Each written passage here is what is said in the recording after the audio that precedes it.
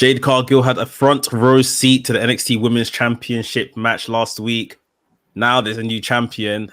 Are her eyes set on the title? We're going to talk about this and more on today's episode of WrstlXtra. Stay tuned.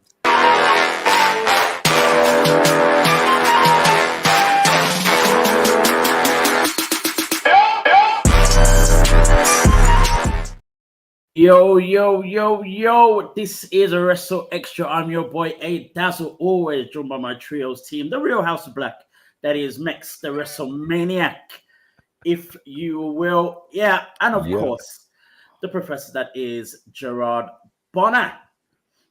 Guys, we saw the big appearance of someone very special on NXT last week, who goes by the name of Mex.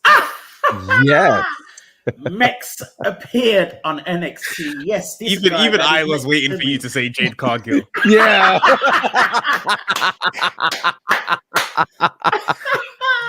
Oh my goodness. I've been waiting to do that all week. Yeah. So in relation to the same thing that we're talking about, the same match that we're talking about, where Jade Cargill was watching, of course, front row. Not even the front row, top of the podium seat, watching the match between Becky Lynch and Lyra Valkyrie. Before the match, though, Mex did a Paul Heyman, and it wasn't a prediction; it was a spoiler.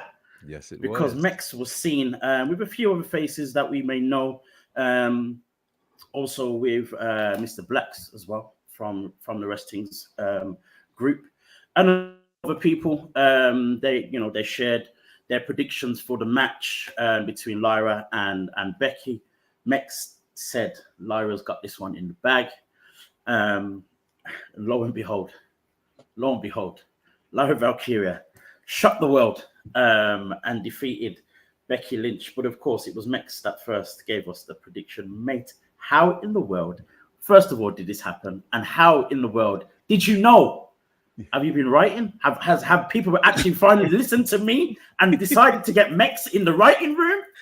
What happened, bro? What happened? No, we have a good friend as one of the NXT producers that said, oh yeah, they wanted to, add international flavor to this because obviously it was two Irish ladies that were going to compete in this main event. So they said, send through some predictions and stuff like that. We don't know if it's going to air on the show. We don't know if Sean will like it. They casually say Sean. God. And to me, that's like, oh my God, HBK is going to watch the video. Right. Oh yeah, we don't know if Sean will like it. We'll make the show. But, send it through. So yeah, some of us guys did. The ones you saw obviously got picked, others didn't get picked, and obviously other people are elsewhere they was asked as well. But it's weird because, as you guys know, I've been saying Becky's holding this title, Jade's coming after Becky, blah blah blah. But it's just one of those things that I don't know, like the way they were building this specific match, I was thinking there could be something in here for Lyra as well. And yeah, I just thought, let me go with Lyra. She's the underdog. And I won't lie, I thought as well, if I choose Lyra here, there's probably more chance of mine airing because everyone's going to choose Becky. Right. So, but yeah, it was just the constant Lyra this, Lyra that, NXT Women's Championship main event in. I just thought it feels like there's something here. So, yeah, Lyra, it was a really good match. Really good match. Really good. Lyra came out on top. The fans were shocked. There were celebrations, but some still just couldn't believe it, sort of thing. Didn't expect it. Yeah. And like we were saying, we had Jade overseeing all the events from her throne at the top of the podium. It was crazy scenes. I mean, there were celebrations before the match because Mex was on TV. But in all of that as well. We did also have another surprise in the ring, as you just said, Mex, with Lyra defeating Becky Lynch. And as you said, we've been saying on here for a while that, since the arrival of Jade Cargill, we always felt the best thing for her, given the current situation with the women's division, with Becky Lynch holding the NXT Women's Championship, that maybe that would be the best way to introduce Jade Cargill, have her defeat Becky Lynch for the NXT Women's Championship, a big opponent, not the biggest title, but then in the same breath, it's the best way, instead of her winning the WWE Women's Championship or the Women's World Heavyweight Championship. Now that this has happened, is there still weight? Is there still weight in Jade Cargill defeating Lyra Valkyrie for the NXT Women's Championship? Mex, I don't want to speak because you'll probably be another spoiler, but what are you thinking with the situation now? Obviously, with Jade watching on very heavily with the match. What are you thinking now with what could possibly happen with Jade? Well, I'll say this. I think we got the biggest indicator last week. This was the first time she was in an arena. Yes. And so that said an awful lot. And it wasn't her, standing at the top of the stage. No, it was her own seat in her own area, not near the fans. Like, it was definitely, she's entrenched in NXT without them ever saying it. Right. So, to me, I still think the path for her toward the NXT Women's Championship makes sense. And if anything, then putting her on Raw and on SmackDown in terms of introducing her to the mainstream audience is a great way to get them to tune into NXT to see this incredible star. And I also think it's going to be a major proving ground for Lyra. Some might feel like Lyra may or may not have gotten kind of a one-off and just happened to be better than Becky that night. Does that mean that she's better than Becky, 2 out of 3 times? Maybe, maybe not. I think that Lyra, in some cases, may end up being the underdog in some matches, depending upon who she's fighting. I think a match against Jade, it's going to be strangely enough, I think it'll be a great test for Jade. I really do. Lyra is a tough customer. Lyra has put in the work. Lyra has the skills. Lyra can get it done. And for the star power that Jade has, she still only wrestled 2 years. So this will be still a significant test for her.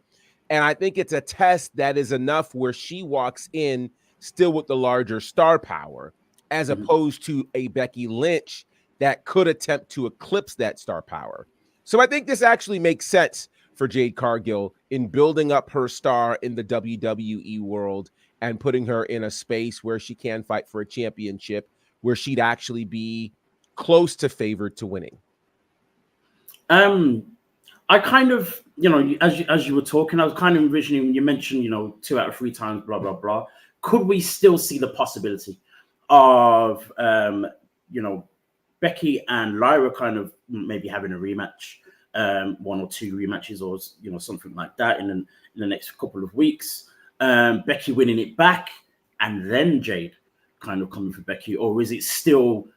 Is Lyra still good enough of a star, or big enough of a star, should I say, for Jade to make the impact that we're hoping would be in terms of a first match or a debut or a first feud or whatever else? Max, what are you thinking when it comes to all of this now?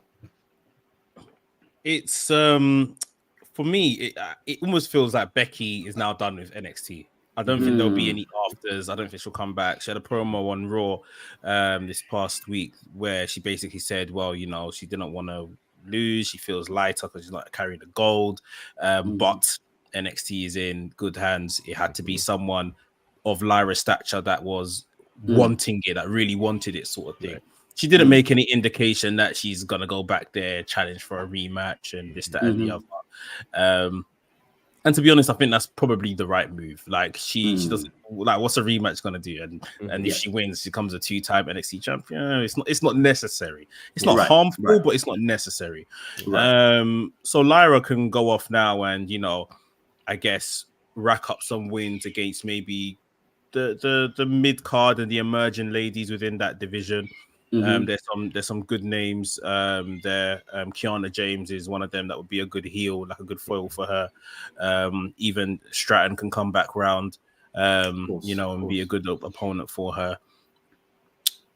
Jade, is the plan still the NXT title? I guess is the question. And I don't know if the plan was ever the NXT title. It's obviously just what I talked myself into, but it would still be a very good place for her to land. You know, get the reps in. She's really introduced to the main roster. If it is going to be, you know, a case where I don't know if the time frame allows. I know NXT have got their deadline pay-per-view. Don't believe they have anything of note in November. The deadline one comes in December. Yeah. I mean, that would be a big place for Jade to win it. And then, you know, if she was going to win it, I don't know what that says for Lyra and a short run. Then you're looking at maybe any of the New Year's Evil that they do in the new year in January. Yeah.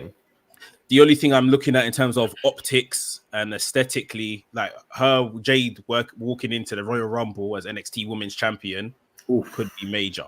Again, that's exposure for the title. That's a great place for the main roster. Oh, you know, last time you saw me, I was just kind of poking my head in places, blah blah blah. Now you're coming back and you see me as a champion. I'm a champion of NXT, and I enter the Rumble.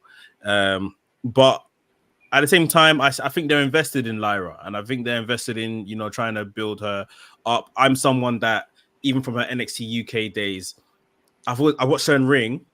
I've seen her live during the pandemic and stuff like that, and it's just like she can go in the ring. There's no doubt about that. The character, I would say, doesn't quite connect with me. I'm not too sure of, you know, the whole thing. Like, kind of makes me remember how we felt about Athena. And it's I was going to say the same thing. What is the wings? It's the women and the wings. I don't know. It's this whole goddess wings, and not quite working out what's.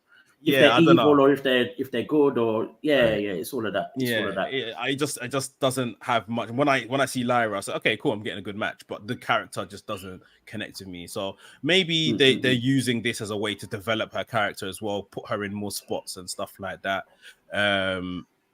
It's just a matter of, are they going to feed her to Jade sooner rather than later, if that's the plan.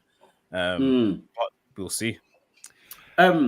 Go on, Jared. Go. Yeah. No. My thought is, as I'm thinking about it, you know, there's some interesting challenges that NXT has ahead of them in terms of the women that they are invested in that could run that division.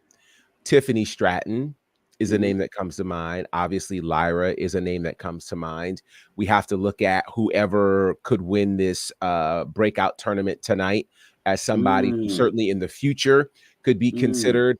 And if in our minds we're seeing Jade potentially hit the main roster, you know, the Raw after Mania, that's still only giving us a handful of months to navigate all of this. And so here's a crazy thought.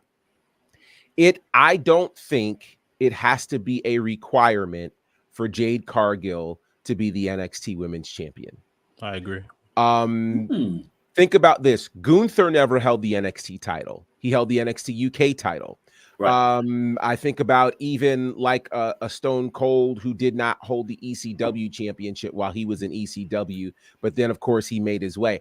And of course, Becky being a great example of not being the women's champion, but still going on to do some significant things. Bianca was never the NXT women's champion, but we see the career path she has taken. I don't think it's a necessity for Jade to be there. I think the goal of Jade and NXT is to get the necessary reps in and to learn the WWE way, particularly on television. You know, what does that look like? Which is different, obviously, than what she experienced in AEW. I think getting those things under her belt puts her in position to be able to move to a Raw or SmackDown with great ease, because I think that's the goal of her run in NXT. I don't know. I mean, we all think she should become the champion, but I don't know that that has to happen for her NXT run to be considered successful, because all the purpose of it is to prepare her for Raw and SmackDown. That's all it is. It's not going to be a year run unless she, for whatever reason, fumbles the ball or just isn't adjusting. I don't see that happening. So for me, I mean, I definitely see her in the Rumble. There's precedence for an NXT Women's Champion to be in the Rumble. Roxanne did it earlier this year. So it can certainly happen. But if she doesn't win the NXT Championship, I don't think that means that she's going to have a bad run on Raw or SmackDown, simply because of all of the women we just mentioned, and Roxanne as well, that there's vested interest in. This is actually weird because it's feeling like Black and Gold, where there were multiple people who could have held that women's championship at one time. Yeah. That's where we are right now, which means that, strangely enough, even though we survived the 2.0 days, somehow NXT has built more female stars for us to believe in. That's incredible. That's very, very true. I would disagree with your point for this one reason. Because of this build that we've had with Jade, everyone else that you mentioned before, you Becky Lynch, you Bianca, even with Gunther as well, like, these people were not built beforehand. Gunther, you can argue, we knew of him, obviously. And he had that long NXT UK reign too. UK reign, of course, he had that. And then obviously the matches with Dragunov that kind of put him on the map before making the move to the main roster. But with the likes of a Becky Lynch, Bianca Belair, and a few others that have never won both the men's or the women's NXT championship, there was no real star power behind them, or we didn't know who they were beforehand. With this, it just feels as though, because of the coverage that Jade has had, the exposure, or the rest of it, that something major has to happen. And I still think, even with the relatively short amount of months that we have left for, even just Royal Rumble or the Raw after Mania, where we think, would be great places for her to kind of make those appearances, there is still a good amount of time to kind of build her, have her hold that championship for a while. And even with Lyra being champion now, there's still enough time for her to hold it before losing it, maybe, as well. So I still believe it would be the better choice. Again, anything in wrestling is not necessarily necessary, because if you've got a long-term plan, it's a long-term plan. But I just feel as though it would still be best for Jade and for WWE in general to make this massive, signing under the TKO brand, all the rest of it, give her as much coverage as she's been given, and then for her to not win, if she lands in NXT, for her to not win the NXT Women's Championship and just have a few matches with who? Well, and that's the question I'm asking, with who is big enough stars within NXT for people to look and be like, oh no, Jade's amazing. Like, is it gonna happen? But let me also ask this then: which is better? For her to have not held the NXT championship and go to Raw or SmackDown, or for her to have a short NXT title reign, coming off the heels of having a 500+ day reign as the TPS champion in AEW? For me, I think it makes more sense for her to have the longer reign, because if she comes to NXT and has a 2-month reign and then goes to the main roster, a 2-month reign in NXT versus a 500+ day reign in AEW, that doesn't equal out. So I almost think that's almost why, we consider her around the title, but if she doesn't win the NXT championship, I think for her legacy, it'll be okay. I almost think it would be more detrimental to her to have a 2-month NXT title reign on the heels of this 500+ day reign that brought her in with all this fanfare, as opposed to not touching the, because if she wins the title, she has to stay for a while. Yeah. Which is longer than what any of us want. Yeah. I would say, yeah, like now when you, as Gerard kind of put that one out there, I'm not trying to see her get pinned. Yeah. I'm not trying to see her in NXT. Nah. Like, the only person of like the NXT roster I would actually believe can pin her, Tiffany Stratton. Yeah. I don't really believe that anyone else is, not necessarily up there yet, because Jade is still on the rise herself in that respect. But they haven't been built to a point where I could believe this person can beat Jade. So like I was just thinking, like when Shinsuke Nakamura came into NXT. Mm-hmm. Massive fanfare, given all the dream matches front loaded. Yeah. Could have went main roster from there. They've done a couple title reigns here and there, which were a bit underwhelming. But you know, that's what happens when you try to, I guess, then put the title on someone that's clearly beloved, who's going to see with the title, and have to see them lose it. And them times in NXT, that queue for the NXT title was massive. The names that could have, like you said, with the women's title, could have easily been men's NXT champion those times as well. So, yeah, I think although the names, in terms of name value and dream matches and stuff like that, may not be stacked like that in the women's division, there are good competitors there and good characters. Which, yeah, Jade could possibly just have a few spotlight matches here and there. Like Gerard said, the main thing is for her to just get her reps in, learn the TV, the WWE TV way of doing things. Then she can be given a couple big time matches. Even Tiffany Stratton herself, she ain't going to be there for long. She ain't going to be there past main. Very true. Right. Yeah, so, yeah, has to. Yeah, there's certain talents they can put her in there with. And maybe at that point, that's enough and the title just doesn't need to happen. Like I could see her saying, here's a thought. What if they keep her away from the title and then we get to Raw after Mania and she bogarts her way onto Monday Night Raw? And her whole thing is, I belong here. This NXT title is beneath me. Put me where I belong. Like that's a whole difference because that's her vibe. That's her vibe. Her vibe isn't I didn't come for the end. Okay, fine, you put me in NXT because I have to go through the door. But no, because if I fight for this title, I'm taking this title with me.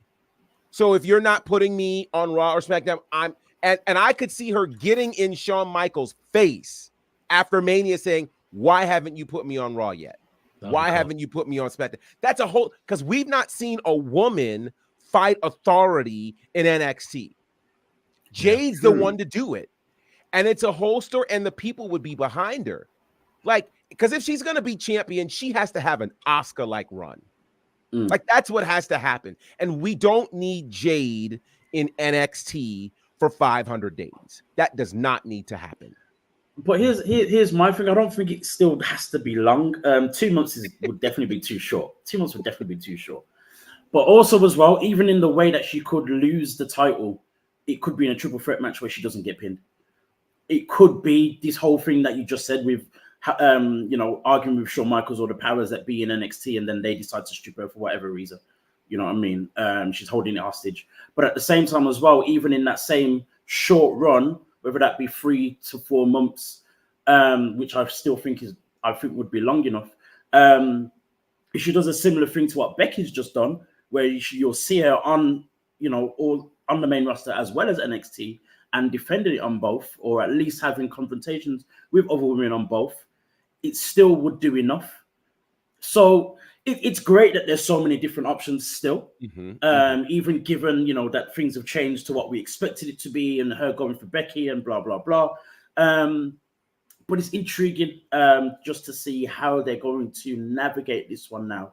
Again, going all the way back to the fanfare and the coverage and all the rest of it. It's now very interesting to see how they're gonna navigate this and make it play out. It's a tough one. It's a tough one, but in the best way still. Yeah. Which is good, because when Lyra won the championship, I was like, oh no, what's gonna happen to Jade? You know what I mean? So yeah, there's still so many options. The other question I have to ask, with Becky losing the championship, is what about Xia Li? I mean, this is weird for me. Like, well, I know we don't really talk about everything on here, but this is weird for me. Like, you've had Xia Li confronting Becky Lynch for the last 2 months or something like that. Now Becky's lost the title. What does Xia Li do? What was the point in all of that? Well, Xia Li got in her face on Raw, saying literally just that. You ran from me. You didn't want to defend the title from me. Now you went and lost it. Right. I was literally really what she said. Yeah, I was really happy to do that because it added something to her as well. Like, you're such a donut. Like, I wanted this match and now you went and lost it. Great, well done. And Yes. Becky said, look, we can still have a scrap whenever you want. And then Xia Li said the typical wrestling line, I'll do it on my time. Right. And then I was like, then I was with A-Daz. I was like, so now you're all up in her face. Mm-hmm. She said that she'll have a match with you, and now you're saying on my time. No thanks. Great. Unreal. Keeping things with the ladies, of course, on SmackDown on Friday as well. 2 weeks ago, we saw the return of Bianca Belair. We talked about it a little bit, of course, last week. But this week or Friday on SmackDown, Bianca addressed the people for the first time. And we learn now that she's had her little meeting with the new SmackDown GM, Nick Aldis, who I think is doing a great job so far. Mm-hmm. His presence and everything, his demeanor, everything is so brilliant. Yeah.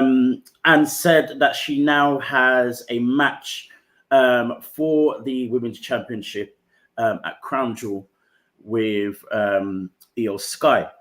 Now we know that when she returned last week, she helped out Charlotte Flair, who was having a match with Io Sky and narrowly missed out after Damage Control got involved. What are we seeing happening with this whole thing? Is two questions I'm going to ask. Is it too quick for her to come straight for Io Sky? And is there too much going on? As in, will now Charlotte Flair get in her face, and then we'll get the little bust up, and this whole little friendship that they have is only gonna last like 2 weeks? Like, what's gonna happen with this one here? I think it's filler-ish. Like they wanted to put the SmackDown Women's Championship or the WWE Women's Championship on the pay-per-view, which is fine. It's good to see so many women now involved in these Crown Jewel pay-per-views. Even on the Raw side, they've got the Fatal 5-Way, is it? Right. So it's for the pay-per-view, to, I guess, tick a box in that respect. I doubt she wins. I don't see her winning. She won't be my prediction to win. At the same time, I don't think it's necessarily rushed or anything. Damage Control laid her out. Yep. She was the champion, albeit for however many seconds before Io Sky came and cashed in. So it all works. It all works in kayfabe and stuff. It's just that, it's all reliable, isn't it? Like whether it's Charlotte Flair on a SmackDown or a Bianca Belair on the Crown Jewel, it's just relying on, I guess, the best that we have in this division. And it makes me think, like, okay, it's good for her, and we're happy to see Bianca. And as always, the pay-per-view match will always deliver, will bang. We saw these two go at it. What was it? Backlash earlier this year? Backlash. Yep. In Puerto Rico. So yeah, the match will be very, very good. But we need more in the division.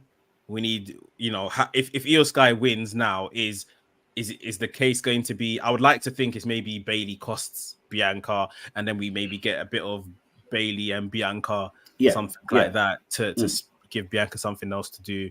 I'm still wondering, maybe it's the WrestleMania program, Io Sky versus Bayley, which I think could be cool. Because I don't understand why they haven't got into that just yet. So maybe they're holding on to it for WrestleMania or something. If Io's going to hold the title that long, that is. But I'm going through the motions of it. Like I'm getting a good match at the end of the day, and I'm happy about that. So we'll see how it goes. Yeah. Gerald, what are you expecting with this whole thing now with Charlotte Flair kind of in the picture as well? Obviously, she narrowly lost because of interference, so she's going to feel as though she deserves another match.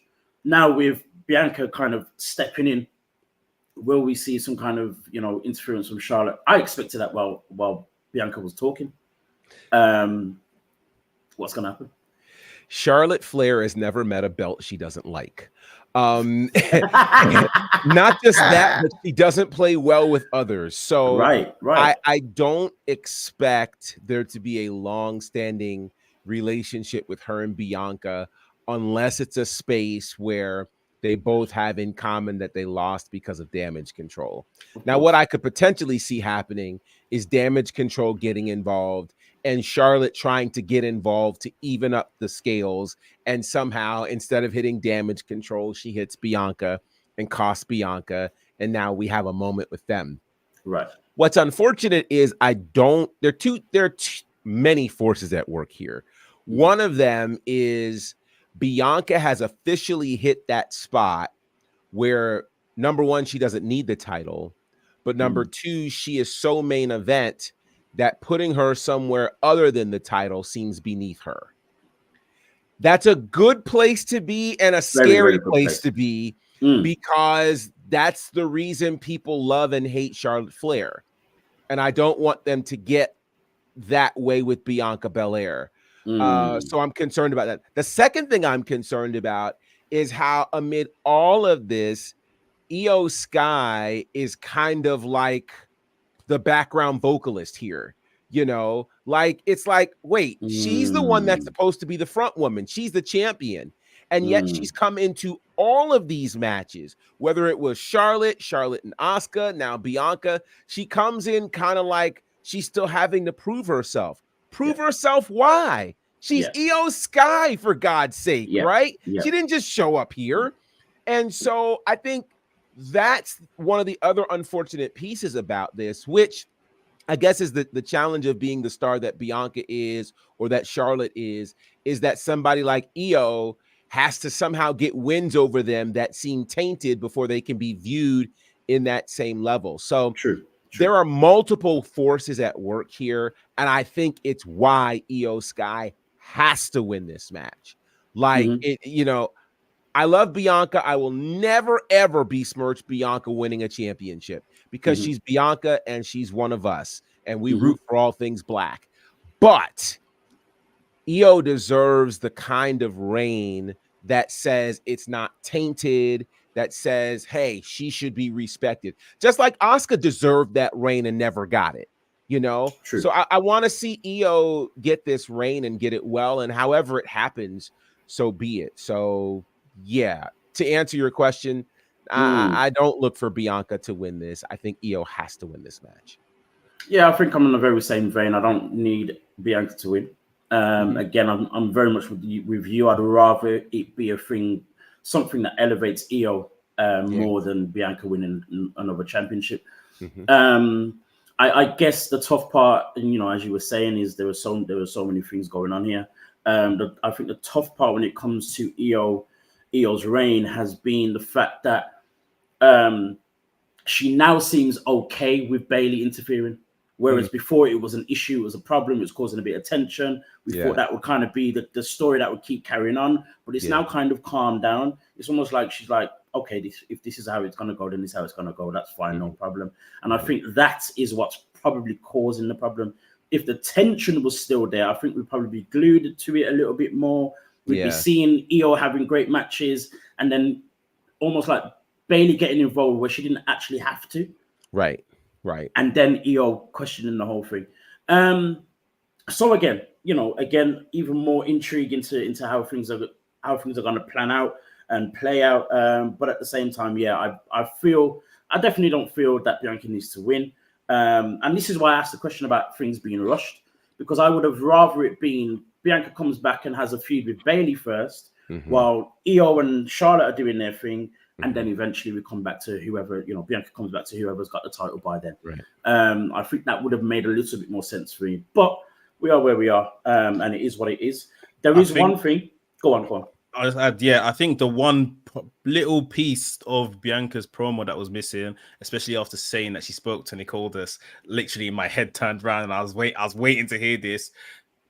Maybe this should have been like a cage match to keep out damage control. Right. I don't think there's no overly, kind of stipulation on this pay-per-view. We got a fatal 5-way or something, but I think maybe a cage match could have just kind of, given us, right, oh no, now Io has to do it alone. And damage control would have surely still got involved some way, somehow. But, at the same time, it would have formed some type of protection for Bianca. And at the same time, like we're saying, I'm here for Bianca getting beat clean by Io. Yeah. I think it's deserved. Yeah. But it's WWE. There will probably be some type of theater or pantomime behind the loss. So we'll see. But yeah, I think that was probably the one thing that could have been missing because they took her out. They know Io is defended by Bailey and Dakota Kai all the time. Just add a stipulation that keeps them away from the ring or something like that. And then we could have thought, okay, maybe we're in business here, sort of thing. It might be a bit more serious of a match. The other little thing I was just about to mention before you said anything, Max, as well, is that the other little thing I feel was missing. It kind of started but didn't carry on. And it's the one thing that we've been waiting for so long. And she mentioned about coming back with a bit more aggression or something along those lines, but she didn't then keep the point going or anything like that. Are we gonna see that happen, or are we just in wait and just kind of we'll see? Not gonna happen. It's too much money. I mean, I'm not expecting, again, no way am I expecting any kind of heel turn, but I just wanted a bit more fire in her belly when she was talking about what Damage Control did, and she it was going there but never went there. You know what I mean? But I guess this is where we are. Speaking of people not quite yet going there, we've been saying this for weeks. It's the Street Profits. I mean, we had one thing. Someone's been listening to Gerard because they've got new music. Yes. I felt good about that. But their entrance was exactly the same. Anyway, so they did that. But then baby steps. Yes, of course. But then picked up a win over the LWO. It was Carlito and Santos Escobar that they beat. Obviously, with Bobby Lashley kind of showing his face, getting involved in a way, and then obviously them picking up the win. Gerard, are we feeling further encouragement by this, or do we need to see a little bit more to kind of get us back to that place where we were excited before? Well, I think we're on the road there. We're finally starting to see some forward movement. Again, that new music, the new gear, the cups did not fall, and they got a win. People are effectively booing them. So we're on the road, we're on the road there. They needed a win desperately. They got the win. They are definitely more aggressive consistently, which I think is a good thing. I'm still waiting for a name. But baby steps, right? Baby steps. This group needs a name. It just feels right. Calling them Bobby Lashley and the Street Profits sounds like a singing group. They sound like they're gonna do us and rain. It just seems like that's what we're gonna see. So I really need a name. I need something that is definitive. I don't need them to, give me 5 steps and, and turn around. I don't need that. I need a definitive name that, we got the new music. Let's do it. Let's go all the way with it. And that's what we need. Other than that, man, they're going to sound like a quartet group. And I don't need that. Bobby Lashley and the Street Profits. In my head, I literally can't unsee Montez Ford doing See? That's what he does.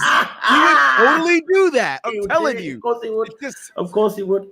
Wow. I mean, to be fair, it's like I said, though, they've got this new music, but they more or less did the same thing they did, in terms of how they move when they're coming out. And they did the whole skip to one side and spin around, but then folded their arms. Singing group, I'm telling you. It's still happening. It's still happening. It's still happening. Yeah. Oh yeah. Wow. Yes. Wow. Yes. Wow. It's crazy because I've heard, a few kind of names and little phrases that have kind of popped up over the last couple of months to make me think, that might be the name. I think looking like $1 million, talking about $1 million, and there was something else that was said on Friday, and I completely forgotten the word, but I was like, oh, that sounds decent. But again, this whole name thing is it's just not seeming to happen at all at the moment. But again, going back to their win, Obviously they've got this, whole new look and stuff like that. That first black and green thing wasn't quite it, but now the black and gold looks a lot better. Angelo Dawkins had this like new tight tracksuit stuff that worked, but it's still it's still Angelo Dawkins kind of thing. It was one of those ones, you know what I mean? But the win was a definitely positive direction, the new music and all the rest of it as well. More positives that we saw again on SmackDown. SmackDown was a good night for us. Was the return, not so much the return, but I guess a little bit of a push for Cedric Alexander, who had a bit of a backstage segment with the new arrival Dragon Lee. Then there was a bit of a promo reminding us of who Cedric Alexander is and where he came from and how he got into the WWE, what he's achieved. And then, of course, he had the match with Dragon Lee. Mex, what do you feel is happening with Cedric Alexander? Was this like a bit of a one-off to build Dragon Lee, or are we going to see a little bit more of Cedric Alexander in the next few weeks or months? I wish we see a bit more Cedric. He's very, very good. And even in just that little bit we had, him putting over to Dragon Lee, like, you're the hot thing now sort of thing. I had this whole crowd screaming my name, begging Triple H to sign me. And, now I'm here sort of thing. And it's been a bit underwhelming. Like it was all done in competitive spirit. At the end of the match, they shook hands and all that kind of stuff. But it was a very good reminder that they've got not just Cedric, but these level of talents just in languishing in the lower mid card, doing not a lot of anything. Cedric was very good. The match was very good. And it just makes you think, like, man, like just. That's one thing I thought that would have happened last year. Like we saw Mustafa Ali, Baron Corbin, NXT. Send Cedric to NXT. Like he would literally cook down there. Like send him there, man. And I think that could be something good for him. Like this shouldn't be like a missed opportunity to now kind of not use him again and just use him as enhancement talent here and there. Even if like we've seen DIY come out together as a tag team now sort of thing.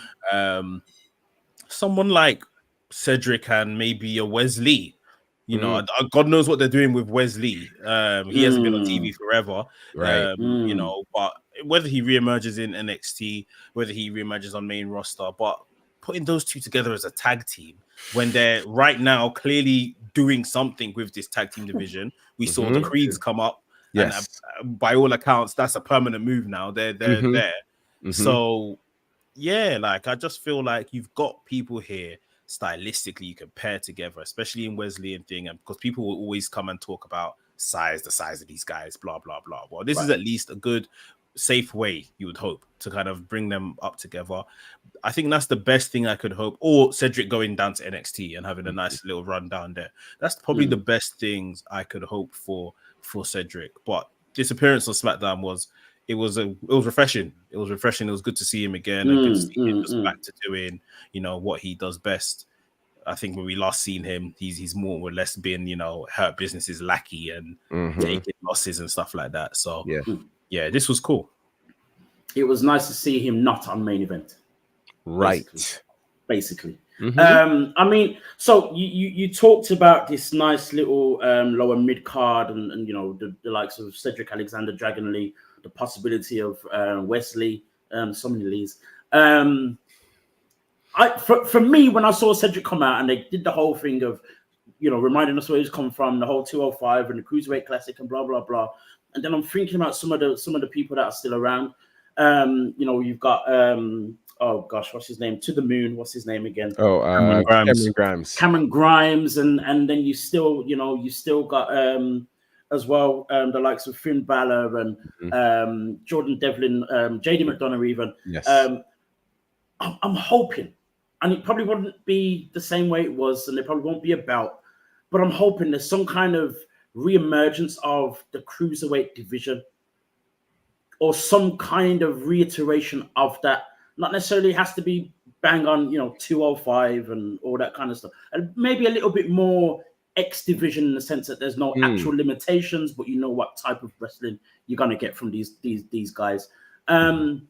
because of course, in the heyday when Triple H was kind of, really making a name for himself in terms of the booking and stuff like that, we had the 205, we had NXT going on, as great as it was. Mm-hmm. Now that he's back in the helm and with a lot less restrictions than he had probably this time last year, mm-hmm. could we see a very similar thing?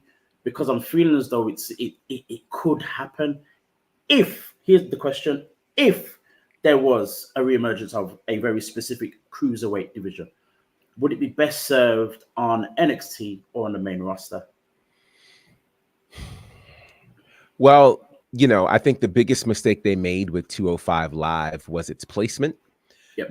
Placing that right after SmackDown was horrible. Right. It was the template Absolute for worst. Rampage. It was absolutely the template for Rampage.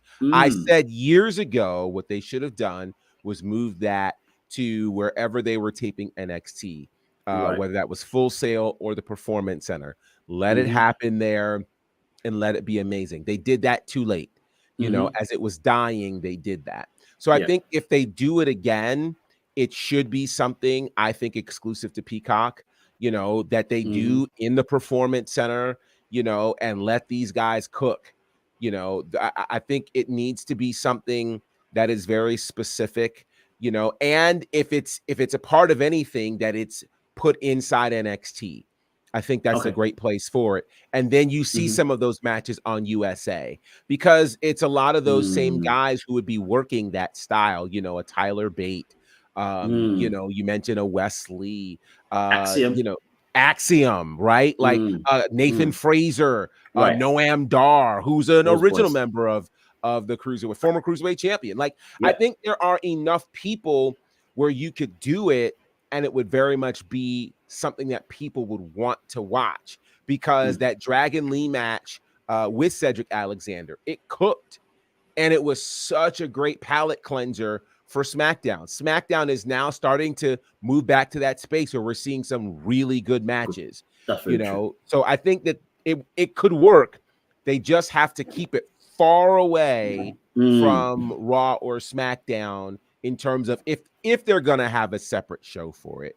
Keep it far away from that. I don't know that a separate show is necessary. It's not necessary. But I think if you're gonna do it, house it inside of NXT. It just I think a separate show would be a bad move. I don't think there's enough guys for it to happen, but I don't think there's enough of a need or enough of a want for people to see a separate show.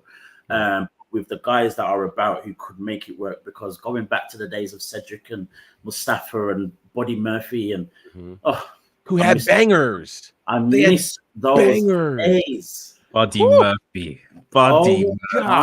Lee, man. Remember when they cooked at WrestleMania? Yeah.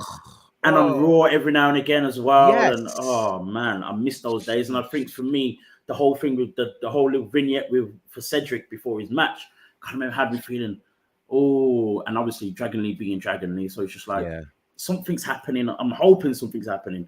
And maybe we see something, but I would want to see at least those types of matches. It doesn't have to be a title involved, doesn't necessarily have to be all of that involved, but at least a focus on those types of wrestlers and those types of matches would be a nice added extra.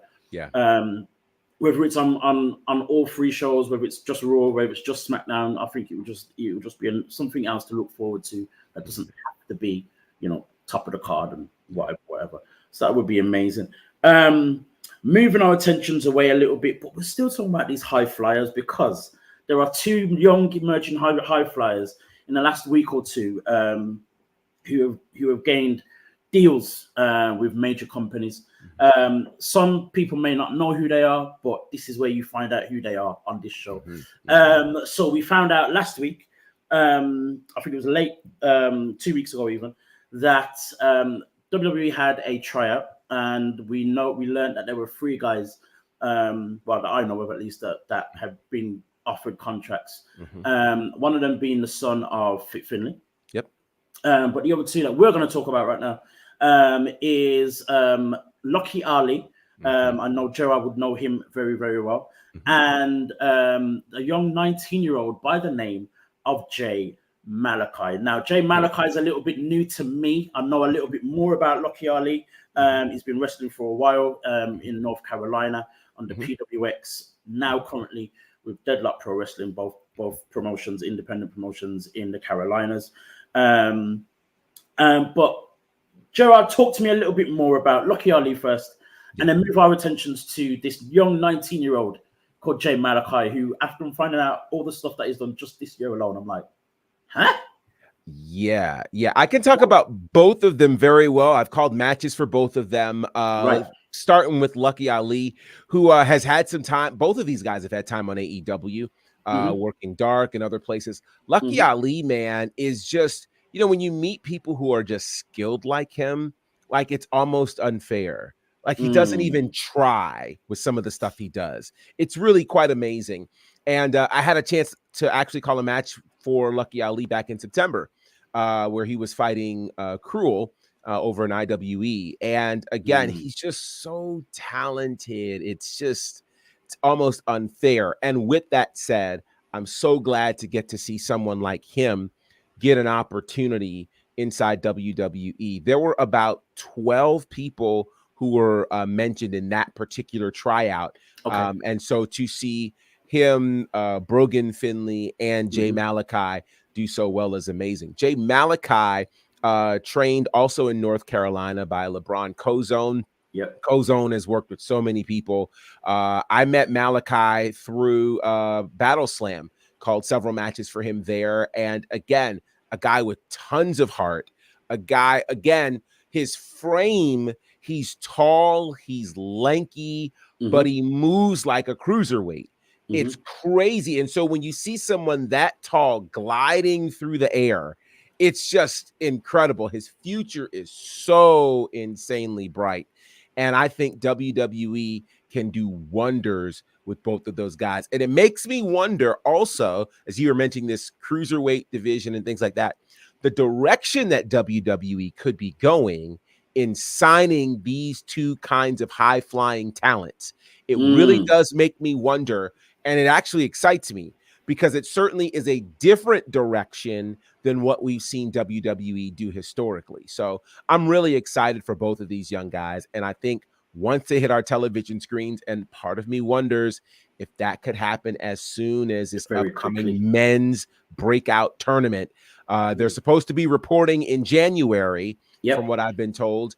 And whenever this men's breakout tournament kicks off, it seems like the two of them would be perfect in this particular tournament to introduce them to the NXT universe.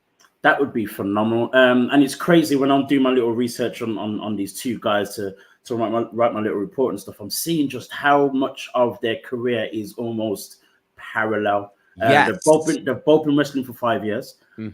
Jay Malachi is only 19 years old, so he started wrestling when he was like 14, 15, his first match. I can't remember how old Lucky Ali is, but again, they've both been wrestling 5 years. They've both shared the ring with Mike Bailey. Lucky Ali's even beaten Mike Bailey. That's mad. So, well, Jay Malachi can claim a victory over Mike Bailey as well in a four-way match. They've both won the DWP Carolinas Classic tournament. There's only been 2 of those. I think, Jay Malachi, who is currently the DPW world champion, actually beat Lucky Ali for that title. Lucky Ali being the record holder, longest reigning DPW champion as well. So their careers have kind of, the last 2 years of their careers have been very much parallel. So it's a very, very interesting to see, them both again, gaining these development contracts with WWE. On the other side of the pond, and this is where Mexican come in now, on the other side of the pond, oh my word, we have seen the rise of this man in the last year and a half has been ridiculous, absolutely ridiculous. So over the weekend, while Impact stroke TNA, it's going to be TNA come January again, during their UK tour, a few days in the UK just last weekend, during their Coventry date, Leon Slater after having a match with a veteran in Frankie Kazarian. He lost the match, but I guarantee I'm sure that match was epic, amazing. Scott D'Amore, president of Impact Wrestling, walked into the ring and offered Leon Slater, who was also only 19 years old, a long-term contract with Impact Wrestling. When I saw that news come through, I dropped everything that I was doing and screamed like a baby. I was going to use a different B word, but I can't on this show.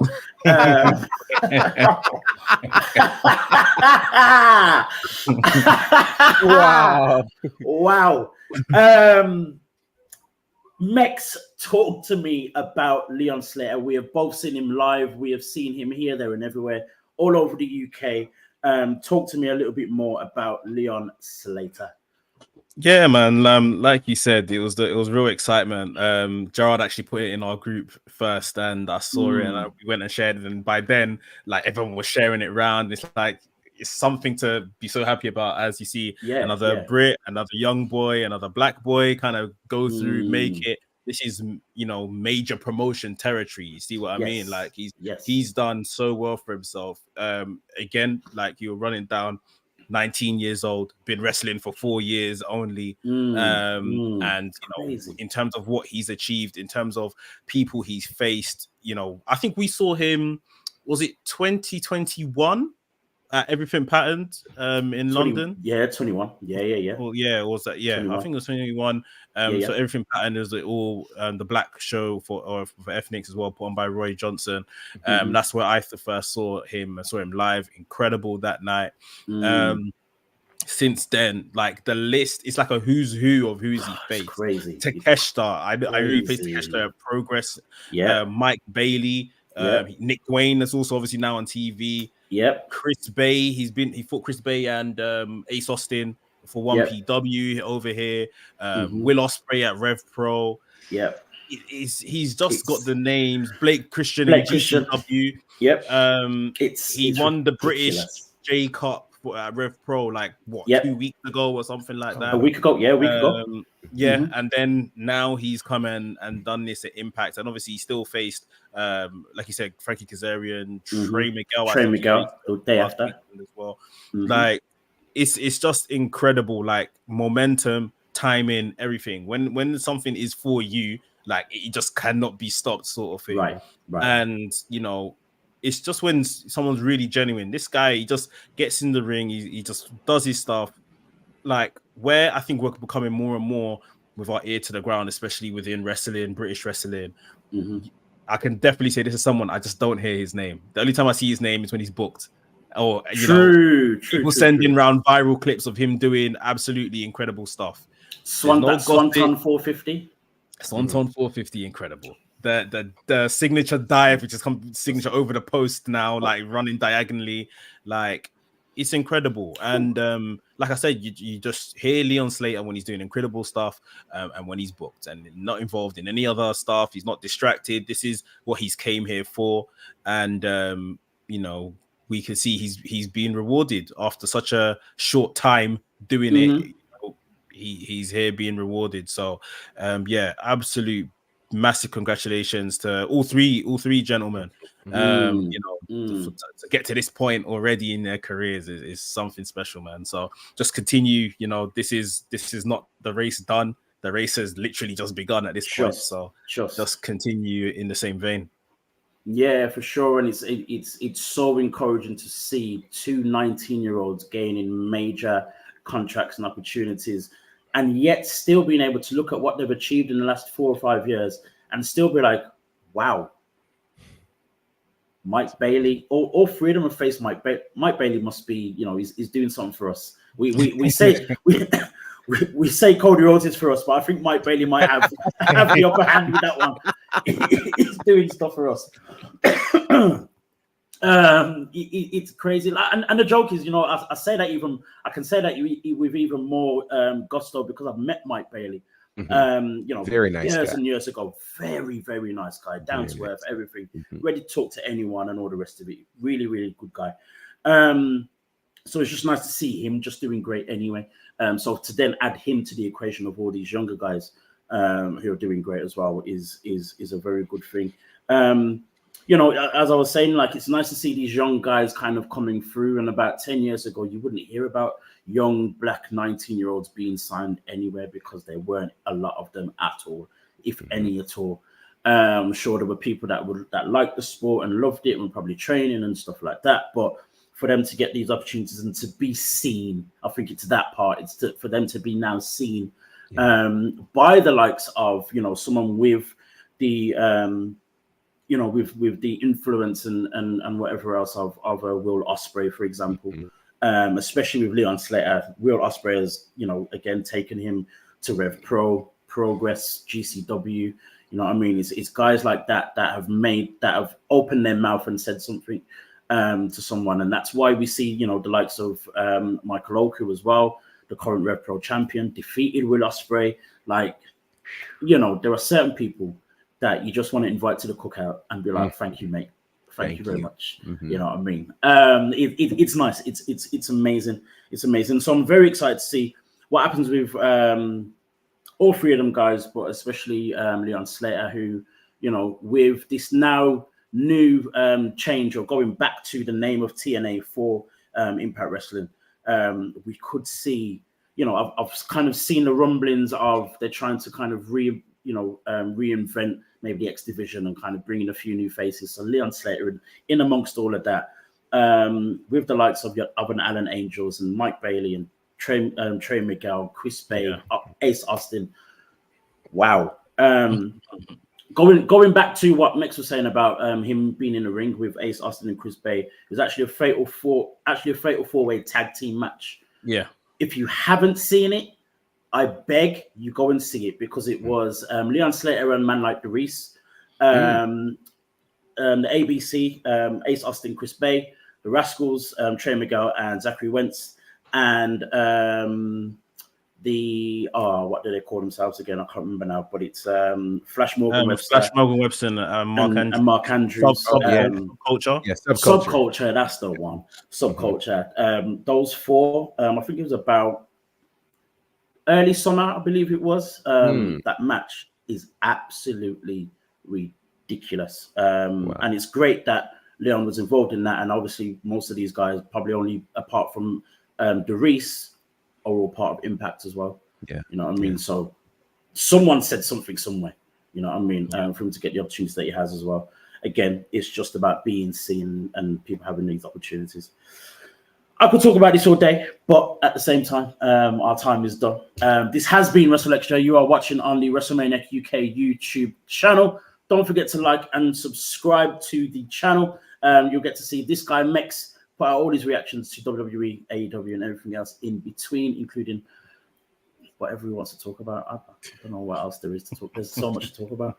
He might be on NXT. Who knows? He might be on NXT. Who knows? I mean, you might see him there too. Jeez, these boys are just trying to make me jealous on a weekly basis, because I'm just like, me, anyone? No. But it's all good. This is what these platforms are for. To pick up these guys. Don't forget also, you can follow and find Mex on the Wrestling's YouTube channel as well, with the Mandem from Wrestling's. Don't forget to like and subscribe for all the amazing content that these guys are putting out. I finally watched the interview with Darius Lockhart as well. So good. Great. You can also find Mex on Instagram on Black Wrestling Alliance. No, the WrestleManiac UK, and WrestleManiac UK on X as well. Oh, I'm trying so hard to make it about me. I can't. You can also find this guy, Gerard Bonner, of all things Bonafide. You can also find him on WWT Live, Battle Slam, Southern Honor Wrestling, The Nightmare Factory, IWE, and also very, very soon, All Caribbean Wrestling. Wow. Yeah. Wow. The only place you can find me is on Instagram. That's it. That's it, guys. That's it, lads. That's it. That's it. Come on, give yourself. Come on, Black Wrestling Alliance, the holy grail of wrestling in the world. Absolutely. Jet Power 10, all the important lists, he's got them. Absolutely. Yes. Yes. That's BWA Dazzle on X, Black Wrestling Alliance on Instagram. Make sure you're checking out all the good stuff. Yes, guys. And with all of that said, thank you for watching the 3 greatest black people in wrestling right now. And you can catch us again next time. Real House of Black. High praise.